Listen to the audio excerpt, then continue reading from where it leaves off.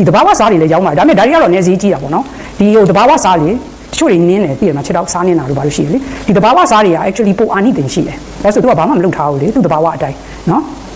ဒီဟာက sea salt လို့ခေါ်တယ်သူကပင်လယ်ကလာတဲ့စားကဘာကြောင့်ကောင်းတာလဲဆိုတော့ဒီပင်လယ်ထဲကိုဒီမြစ်ရည်တွေမြစ်တွေကဝင်လာလေပင်လယ်ထဲကိုဒီမြစ်ရည်တွေကသူတို့ဒီတိုက်စားလာတာပေါ့နော်ဒီမြေကြီးတွေတိုက်စားလာတော့မြေကြီးထဲမှာပါတဲ့ဒီဓာတ်စားတွေကအပြည့်ပဲနော်သူတို့ကဘာလုပ်လဲဆိုတော့ဒီငပလီဘက်မှာအချောက်ခံလိုက်တာပေါ့နော်တဘာဝအားဖြင့်အဲ့လိုအပူအရန်တိုက်တာမဟုတ်ဘဲနဲ့နေဘူးနဲ့ပဲတဘာဝအားဖြင့်ဆိုတော့ဒီစားတွေကတော့ဟိုလိုတဲ့ sodium chloride အပြင်ဒါဥပမာဒီစားဆို sodium chloride ပဲပါတယ် nothing else sodium နဲ့ chloride ဒါပဲပါတယ်ဒီစားကြတော့ sea salt လို့ခေါ်တယ်နော်ပင်လယ်ရလာတဲ့စားဒီစားကြတော့အာနိသင်နဲ့အကုန်ပါတယ်နော် sodium chloride ပါတဲ့အပြင်ကိုတခြားသတ္တုဓာတ်တွေအများကြီးပါတယ်တဘာဝလေဆိုတော့ခန္ဓာကိုယ်အတွက်ကတော့ရန်ကောင်းတာပေါ့နော်နောက်စားတစ်မျိုးကဘာလဲဆိုတော့ rock salt ဆိုတာတောင်နေရနေလာတာအခုကဘယ်လိုဖြစ်သွားလဲဆိုတော့နောက်ပိုင်းဟိုလူတွေကလည်းရေတွေထဲကိုတွေ့ကြရတယ်ပြစ်ချကြတယ်လေဆိုတော့ဟိုတချို့တွေကလည်းဟိုမြချင်းနာဘက်မှာဆိုလို့ရှိရင်ရွှေတွင်းတူးတယ်ဘာညာဆိုတော့သူတို့က mercury တွေအရန်သုံးတယ်လေဗဒါတွေနော်ဒီရွှေတို့ဒီကြောက်တို့ဘာလို့တူးတဲ့အခါမှာဒီ mercury တွေအရန်သုံးတဲ့အခါကျတော့နောက်သူတို့ကလည်းပြစ်စလိုက်ခါဆိုအကုန်ရေထဲကိုဆင်းတယ်လေအဲ့တော့နောက်ဆုံးကျတော့ဒီရေတွေကပင်လယ်ထဲကိုဝဲသွားတာမလားဆိုတော့အခုနောက်ပိုင်းဆိုလို့ရှိရင်ပင်လယ်စားကြတော့သူကနည်းနည်း contaminated ဖြစ်တာပေါ့အဲ့ဒီ mercury တွေပါနိုင်တယ်ပေါ့နော်ပါဖို့လည်းများတယ်ပေါ့အဲ့တော့နောက်ပိုင်းသူတို့ကကြီးလိုက်တဲ့ခါကျမှတောင်တွေကနေထွက်တဲ့စားတွေလည်းရှိတယ် rock salt လို့ခေါ်တယ်တောင်ဆိုတာအခုကျမတို့ဒီပါကစ္စတန်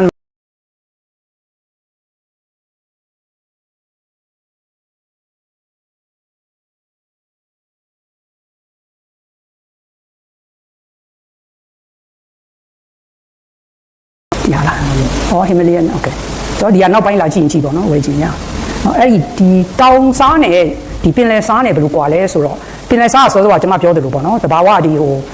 mercury တို့ဘာလို့ပါနိုင်လဲလေတောင်ကစားတော့ပူတန်တယ်နော်ဆိုတော့သူတို့တွေကအဲ့ဒီမှာပါကစ္စတန်မှာတခါတည်းအဲ့ဒီလှိုင်ဝီးတွေနဲ့တူးပြီးတော့စားလုံမှာပေါ့နော်အကြီးကြီးသူအမေရိကကိုလည်းအများကြီးပဲတွင်းတယ်အဲ့ဒီတော့ဗမာပြည်ကိုလည်းတွင်းကျင်တွင်းမှာကျွန်မတို့လည်းမသိလို့ဖြစ်မယ်သိတယ်မလားသူကတော့ဟိုပါပေါ့အချိုးအစားအားဖြင့်လည်းအတိအကျပဲဟိုသူကတဘာဝလေဆိုတော့ခန္ဓာကိုယ်နဲ့အကိုက်ပဲနော်အဲ့တော့လူတွေကစားလို့ပြောလိုက်လို့ရှိရင်သိကြောက်ကြတာ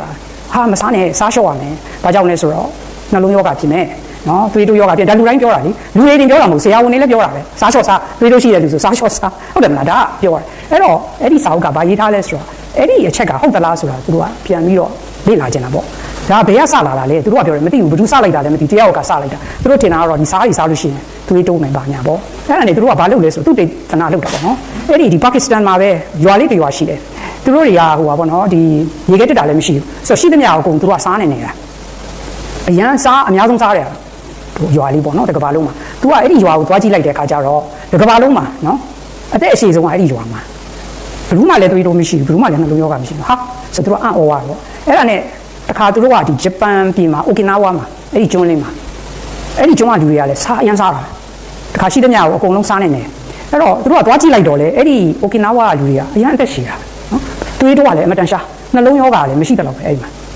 တခါအဲ့ဒါနဲ့အေရှားကနေပြီးတော့သူတို့တခါအနောက်နိုင်ငံကိုသွားအဲ့ဒီရုရှားရွာလေးတူရွာလေးအဲ့ဒီတိုင်းပဲဟာစားအရန်စားဘာမှမရှိဘူးဒါမလို့ကျမလည်းစဉ်းစားရတယ်ပေါ့နော်ကျမတို့ငယ်ငယ်တုန်းကလေကျမတို့အဖွားတွေပါတွေကငပိတွေပါတွေဆိုတော့ဝယ်တာမဟုတ်အိမ်မှာလုပ်တာလေ